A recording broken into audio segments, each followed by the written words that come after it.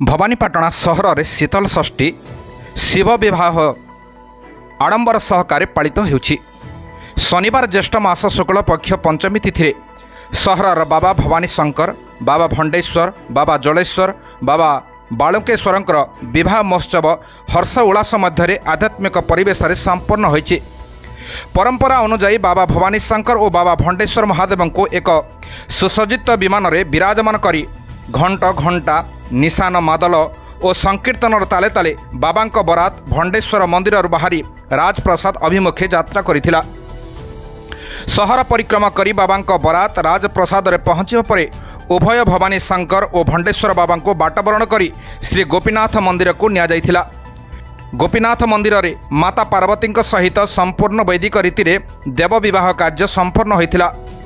भंडेश्वर बाबा और भवानी शंकर बाबा बरकर्ता दायित्व पूजक सरोज मुनि और मनोज मुनि संपादन करुवा बेले कलाहांडी महाराज प्रतिनिधि भावे माणिकेश्वरी मंदिर पूजक अक्षय कुमार मुंड कन्यापिता दायित्व संपादन करथिले।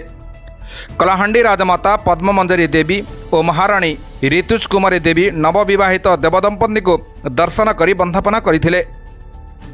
शिव विवाह संपन्न हेबा परे उभय नवविवाहित देवदंपति जुगल गोपीनाथ मंदिर रे अवस्थान करथिले।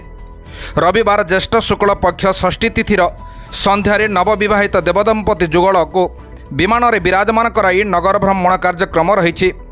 सेहीपरि जलेश्वर मंदिर संध्यारे बाबा बरात बाहरी घंट घंटा और वाद्यर ताले ताले सहर परिक्रमा करी रेल स्टेशन रोड द्वारिका सिटीर प्रवीर साहाणी घर को जाइथिले। सेठारे माता पार्वती सहित जलेश्वर बाबा विवाह उत्सव अनुष्ठित होइतिला। मंदिर कमिटी पक्षर पूजक नीलांचल त्रिपाठी बरकर्ता दायित्व तुलाउथिबा बेले प्रवीर साहाणी संपर्क कन्यापिता दायित्व संपादन करथिले। सेहीपरि सहरर पुराणापड़ा स्थित बालुकेश्वर बाबा मंदिर संध्या आलती परे बाबा को एक सुसज्जित विमान रे विराजमान कराई बरात बाहरी सहर परिक्रमा करी पुराणापड़ा स्थित राधाकृष्ण मंदिर को निया जाइथिला। सेठारे संपूर्ण वैदिक रीति रे शिव विवाह कार्य संपन्न होइतिला।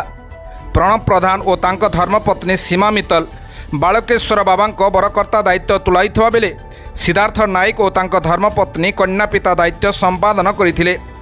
रविवार संध्यारे बालकेश्वर बाबा नवविवाहित देवी पार्वती सह नगर भ्रमण कार्यक्रम रही।